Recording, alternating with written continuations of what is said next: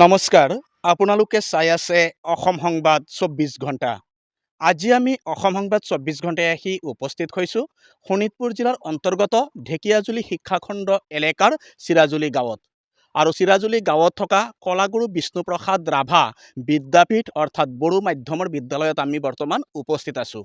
আৰু এই বিদ্যালয়ত আজি নিখিল বড়ো ছাত্ৰ সন্থাৰ উদ্যোগত আৰু বিদ্যালয়খনৰ ছাত্ৰ ছাত্ৰীসকলে প্ৰতিবাদী কাৰ্যসূচী ৰূপায়ণ কৰিছে। আৰু এই প্ৰতিবাদী কাৰ্যসূচী ৰূপায়ণ কৰাৰ মূল কাৰণ হ'ল এই বিদ্যালয়খনৰ ছাত্ৰ ছাত্ৰীসকলে পৰ্যাপ্ত পাঠ্যপুথি পাবলৈ সক্ষম হোৱা নাই। যি সময়ত অসম চৰকাৰ অৰ্থাৎ শিক্ষা বিভাগে বিনামূলীয়া পাঠ্যপুথি আগবঢ়াইছে চৰকাৰী বিদ্যালয়সমূহত, তেনে অৱস্থাত কিন্তু কলাগুৰু বিষ্ণুপ্ৰসাদ ৰাভা বিদ্যাপীঠ এই বড়ো মাধ্যমৰ বিদ্যালয়খনত পৰ্যাপ্ত পাঠ্যপুথি তেখেতলোকে পোৱা নাই।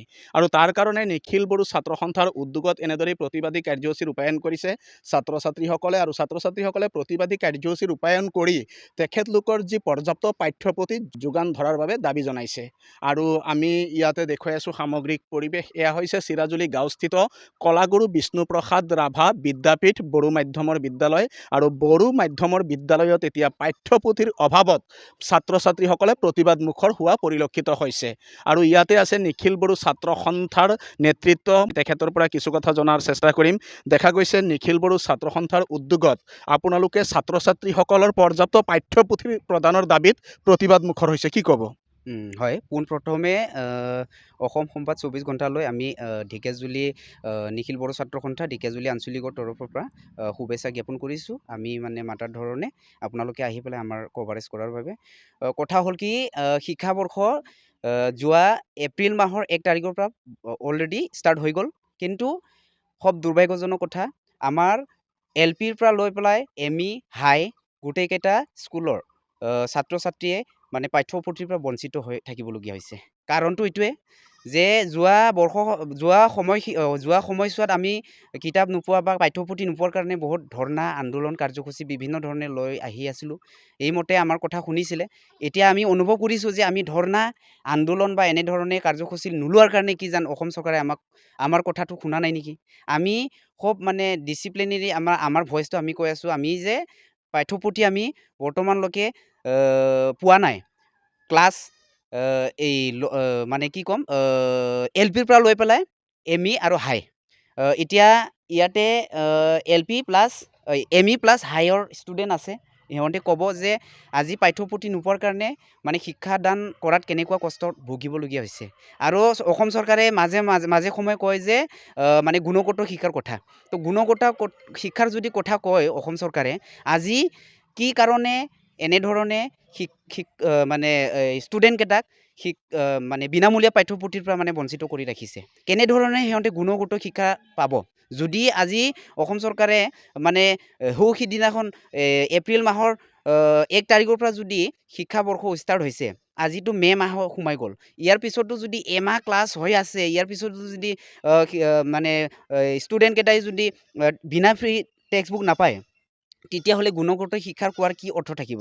এইটোৱে আমি অসম চৰকাৰ বা মানে বিভাগক, যিহেতু শিক্ষা বিভাগ বুলি আমাৰ অসমত এটা বিভাগ আছে, এই বিভাগক আমি অতি সোনকালে আমাৰ যিটো বিনামূলীয়া পাঠ্যপুথি আমাৰ মেইনলি বড়ো মাধ্যমৰ বিদ্যালয়সমূহত দিবলৈ আমি অনুৰোধ জনাইছোঁ। আৰু যদি নিদিয়ে, আমাৰ চেণ্ট্ৰেল কমিটি আপচুৰ পৰা এটা মানে ৰাজহুৱা কৰিছে, আমাৰ দাবী ৰাজহুৱা কৰিছে যে মানে কি কয় এইটো, আমাৰ হাইকোৰ্টলৈকে যাব। আইনী প্ৰক্ৰিয়াদি মানে যুঁজিব যদি নিদিয়ে অসম চৰকাৰে। সেইটোৱে আমি কৈছোঁ যে অসম চৰকাৰে বা ডিপাৰ্টমেণ্টে অতি সোনকালে আমাৰ এই যিটো ষ্টুডেণ্টকেইটাই বঞ্চিত হৈ আছে শিক্ষা লোৱাৰ পৰা, যিহেতু ফ্ৰী টেক্সট বুক অসম চৰকাৰে দিয়ে বুলি আমি জানো, বছৰে দিয়ে, কিন্তু ক্ৰাইচিছ হয় সময়। কিন্তু ক্ৰাইচিছ হ'লেও এই বছৰ আমি বহুত মানে ক্ৰাইচিছ হোৱাটো গম পাইছোঁ। এতিয়ালৈকে মানে এটা ক্লাছত 3টা 4টা এনেকুৱা কিতাপ পোৱা নাই। তো সেই হিচাপে আমি অসম চৰকাৰ আৰু ডিপাৰ্টমেণ্টক অতি সোনকালে ইয়াৰ ওপৰত বিহিত ব্যৱস্থা লৈ পেলাই টেক্সট বুক মোকলাই দিবলৈ আমি অনুৰোধ জনাইছোঁ। হয়, ইতিমধ্যে শুনিলে ছাত্ৰ ছাত্ৰীৰ ভৱিষ্যতৰ প্ৰতি লক্ষ্য ৰাখি ন্যায়ালয়ৰ দ্বাৰস্থ হ'ব পাৰে নিখিল বড়ো ছাত্ৰ সন্থা। আৰু নিখিল বড়ো ছাত্ৰ সন্থাই আজি স্পষ্টকৈ কৈছে, যদি ছাত্ৰ ছাত্ৰীসকলক পৰ্যাপ্ত পাঠ্যপুথি আগবঢ়োৱা নহয় আৰু পাঠ্যপুথি আগবঢ়াই নিদিলে তেখেতলোকে ন্যায়ালয়ৰ দ্বাৰস্থ হ'ব আৰু প্ৰয়োজন হ'লে আন্দোলন আৰু তীব্ৰতৰ হ'ব। আৰু এনেদৰেই নিখিল বড়ো ছাত্ৰ সন্থাৰ উদ্যোগত আজি কলাগুৰু বিষ্ণুপ্ৰসাদ ৰাভা বিদ্যাপীঠ অৰ্থাৎ বড়ো মাধ্যমৰ বিদ্যালয়ত চলিছে প্ৰতিবাদ। আৰু তেখেতলোকে আজি স্পষ্ট কৰিছে নিজৰ স্থিতি, যদি এই ছাত্ৰ ছাত্ৰীসকলৰ ভৱিষ্যতৰ প্ৰতি চৰকাৰে নজৰ নিদিয়ে, ৰাজ্যৰ ব্যাগম শিক্ষা বিভাগে নজৰ নিদিয়ে, তেতিয়াহ'লে আগন্তুক দিনত কিন্তু এই প্ৰতিবাদ আৰু তীব্ৰতৰ হ'ব। আৰু নেতৃত্ব আছে, চমুকে কিছু কথা জনাৰ চেষ্টা কৰিম। কি ক'ব, আজিৰ দিনত প্ৰতিবাদ কৰিবলগীয়া হৈছে অধিকাৰ বিচাৰি ছাত্ৰ ছাত্ৰীয়ে? হয়, বহুত দুৰ্ভাগ্যজনক ক'ব লাগিব। আমি বাৰম্বাৰ মানে দাবী নজনালৈকে মানে পাঠ্যক্ৰম পুথিকেইটা মানে মোকলাই নিদিয়ে। আমি ইয়াত ষ্টুডেণ্টকেইটাও কৈছে যে আমাৰ গণিত লগতে জিঅ'গ্ৰাফী আৰু ইলেক্টিভ ছাবজেক্ট হিন্দী মানে পোৱা নাই বুলি কৈছে, অভাৱ হৈছে। তো এইখিনি ক'লোঁ মই। ধন্যবাদ। মানে এতিয়া পাঠ্যপুথি আগবঢ়াব লাগে। হয়, পাঠ্যপুথি আগবঢ়াব লাগে। আমি চেয়াৰমেন এইটো অসম চৰকাৰৰ চেয়াৰমেনক দাবী জনাইছোঁ যে সোনকালে মোকলাই দিয়ে আৰু। আমি আৰু এটা কথা জনাৰ চেষ্টা কৰিম, যিহেতু দেখা গৈছে যি অসমীয়া মাধ্যমৰ বিদ্যালয়সমূহত পাঠ্যপুথি সময়মতে আহে, আচলতে বড়ো মাধ্যমৰ ক্ষেত্ৰত অলপ হেমাহি কৰা হয় নেকি? তাকে আমি মানে ভাবিবলৈ বাধ্য হৈছোঁ, আমাক মাহিমাৰ চকুৰে চাই নেকি? এতিয়া বড়ো মাধ্যম নিৰজিৰকে জীয়াই আছে আমাৰ অঞ্চল, আমাৰ বড়ো অধ্যুষিত অঞ্চলকেইটাত। তো সেই হিচাপে আমি আমাৰ এই ঢেকীয়াজুলি বৃহত্তৰ ঢেকীয়াজুলি অঞ্চলৰ মানে দক্ষিণ ছাইডৰ এই চিৰাজুলি গাঁওস্থিত আমাৰ এটাই বড়ো মাধ্যম মানে বড়ো হাইস্কুল আছে। তো সেইটো যদি চৰকাৰে প্ৰয়োজন সাপেক্ষে যদি আমাক পাঠ্যপুথি সময়মতে নিদিয়ায়, তেনেহ'লেতো গাৰ্জেনে আমাক নিশ্চয় এইটো স্কুলত মানে ষ্টুডেণ্টকেইটাক এডমিশ্যন নকৰাব। তো আহি থকা দিনৰ পলিচিটো এইটোৱে নেকি, আমি মানে অনুভৱ কৰিব বাধ্য হৈছোঁ। এতিয়া ভাবিবলৈ বাধ্য হৈছোঁ যে আমাৰ বড়ো মাধ্যমৰ স্কুলক বা বড়ো মাধ্যমক মাহিমাৰ চকুৰে চাই নেকি অসম চৰকাৰে? যদি মাহিমাৰ চকুৰে চাই, এইটো বন্ধ কৰিব লাগে। সকলোকে সমান দৃষ্টিৰে চাব লাগে। অসমীয়া মাধ্যমৰ স্কুলবোৰত যদি পাঠ্যপুথি সময়মতে আহে, যোগান ধৰে, তেনেহ'লে বড়ো মাধ্যমৰ বিদ্যালয়সমূহত কিয় সময়মতে পাঠ্যপুথি নাহে? এইটোৱে আমাৰ আজিৰ দিনত বহুত ডাঙৰ প্ৰশ্ন। এইটো আমি বাৰ বাৰ অনুৰোধ জনাইছোঁ, এতিয়াও ক'ম, ভৱিষ্যতো কৈ যাম। আমি নিখিল বড়ো ছাত্ৰ সন্থা ঢেকীয়াজুলি আঞ্চলিক হিচাপে আজি আপোনালোকক মাতি পেলাই সেইটোৱে কৈছোঁ যে অসম চৰকাৰে যদি সময়মতে স্থিতি লৈ পেলাই যদি পাঠ্যপুথি প্ৰদান নকৰে বা কি কয় এইটো ফ্ৰী কৰি নিদিয়ে, তেনেহ'লে আমি আহি থকা দিনত যিকোনো এটা মানে কাৰ্যসূচী ইয়াৰ বিৰুদ্ধে আমি ল'বলৈ বাধ্য হ'ম। তাকে আমি অসম চৰকাৰ আৰু ডিপাৰ্টমেণ্টক সোনকালে আমাৰ পাঠ্যপুথি মোকলাই দিবলৈ আমি অনুৰোধ জনালোঁ। হয়, ইতিমধ্যে শুনিলে নিখিল বড়ো ছাত্ৰ সন্থাৰ আজি স্থিতি স্পষ্ট। যিকোনো প্ৰকাৰে ছাত্ৰ ছাত্ৰীসকলৰ ভৱিষ্যতৰ প্ৰতি নজৰ ৰাখি পাঠ্যপুথি মোকলাই দিয়ক আৰু ছাত্ৰ ছাত্ৰীসকলক শিক্ষা গ্ৰহণ কৰাৰ ক্ষেত্ৰত সুবিধা আগবঢ়াওক। আৰু ইয়াতে আছে এই দুৰ্ভগীয়া ছাত্ৰ ছাত্ৰীসকল, তেখেতলোকে এতিয়ালৈকে পৰ্যাপ্ত কিতাপ পোৱা নাই, পাঠ্যপুথি পোৱা নাই। কি ক'বা, আজি তোমালোকে প্ৰতিবাদ কৰিবলগীয়া হৈছে, কিহৰ কাৰণে? কিতাপ পোৱা নাই, তাৰ কাৰণে। কিতাপ পোৱা নাই, হুম।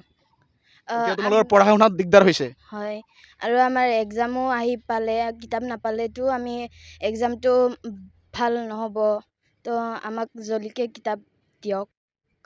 হয়, ইতিমধ্যে শুনিলে আজি ছাত্ৰীগৰাকীয়ে ভাষা হেৰুৱাই পেলাইছে, কিয়নো ইতিমধ্যে তেখেতলোকৰ যিহেতু পৰীক্ষা চমু চাপি আছে আৰু পৰীক্ষা চমু চাপাৰ লগে লগে কিতাপ যদি নাপায়, তেতিয়াহ'লে তেখেতলোকৰ ভৱিষ্যত এন্ধাৰ হৈ পৰিব। আৰু সেইকাৰণে তেখেতলোকে আজি চিন্তিত হৈছে আৰু চিন্তিত হৈ নিজৰ প্ৰাপ্য বিচাৰি, নিজৰ অধিকাৰ বিচাৰি আজি তেখেতলোকে শ্ৰেণীকোঠা বৰ্জন কৰিব লগা এটা পৰিৱেশ আহিছে। আহি পেলাই তেখেতলোকে প্ৰতিবাদ কৰিবলগীয়া হৈছে। আৰু এয়া হৈছে শিক্ষা ব্যৱস্থাৰ আমি এটা কিছু ছবি দেখুৱালোঁ, কিমান উন্নত হৈছে ৰাজ্যৰ শিক্ষা ব্যৱস্থা আৰু শিক্ষামন্ত্ৰীয়ে কি ব্যৱস্থা গ্ৰহণ কৰিব। আৰু যিহেতু নতুন চৰকাৰ গঠন হ'ব এই দুদিনৰ ভিতৰত আৰু নতুন শিক্ষামন্ত্ৰী আহিব, নতুন শিক্ষামন্ত্ৰীয়ে এই বড়ো মাধ্যমৰ বিদ্যালয়সমূহৰ ক্ষেত্ৰত কেনে পদক্ষেপ গ্ৰহণ কৰে সেয়া সময়ত লক্ষণীয় হ'ব। আৰু আমি দেখুৱালোঁ সামগ্ৰিক পৰিৱেশ চিৰাজুলি গাঁৱৰ পৰা। আৰু এনেদৰেই আজি ছাত্ৰ ছাত্ৰীয়ে নিজৰ অধিকাৰ বিচাৰি, নিজৰ কিতাপ বিচাৰি, আজি তেখেতলোকে কিন্তু কোনো আঁচনি বিচাৰি চিঞৰা নাই, তেখেতলোকে বিচাৰিছে নিজৰ শৈক্ষিক অধিকাৰ বিচাৰি, শিক্ষাৰ অধিকাৰ বিচাৰি আজি এনেদৰে প্ৰতিবাদ কৰিবলগীয়া হৈছে।